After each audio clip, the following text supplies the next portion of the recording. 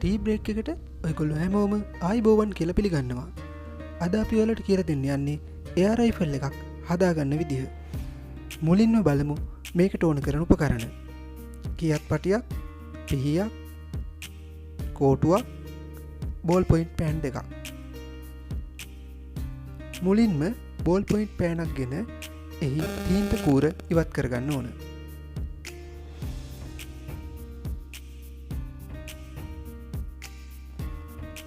ඊළඟට බැරල් එක සාදාගමු.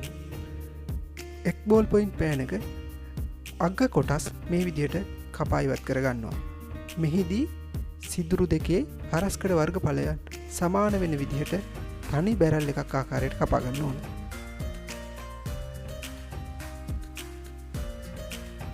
පිස්ටන් එක සාදාගමු. අනිත් බෝල් පොයින්ට් පෑනේ මේ විදිහට භාගයක් කපා ගන්නවා. එහිදී පිස්ටන් එක සඳහා භාවිතා කරන්නේ බෝල් පොයින්ට් පෑනේ අග කොටස. දැන් කෝටුව සුද්ධ කරගමු. කලින් පෙන්නු පරිදි කෝටුව ගෙන මේ විදිහට සුද්ධ කරගන්න ඕන.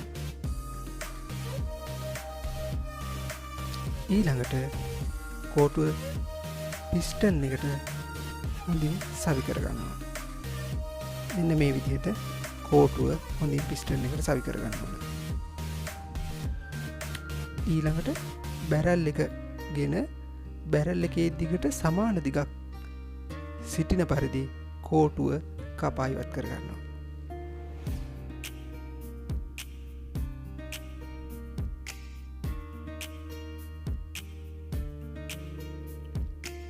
දැන් එයාර් රයිෆල් එක හදලා ඉවරයි.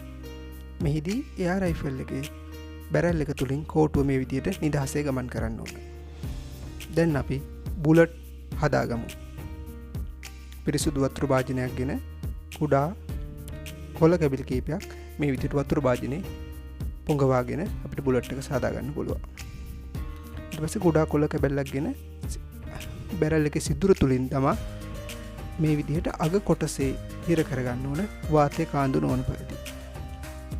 ඊළඟට දෙවෙනි කොළ කැබල්ලගෙන බැරල් එකේ අනිත් අග කොටසේ මේ විදිහට හිර කරගන්නවා.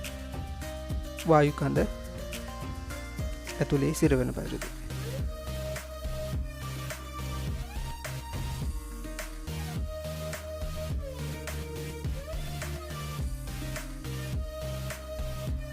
ඔයගොල්ලෝ ගෙදරදී මේක හදලා විනෝද වෙන්න. තවත් කෙනෙක්ට මේ වීඩියෝ එක බලන්න ෂෙයා කරන්න. අපේ channel එක subscribe කරන්න. අපි ඉදිරියටත් මේ වගේ ලස්සන වීඩියෝස් ගොඩක් අරගෙන ඔයගොල්ලෝ ගාවට එනවා. ස්තුතියි.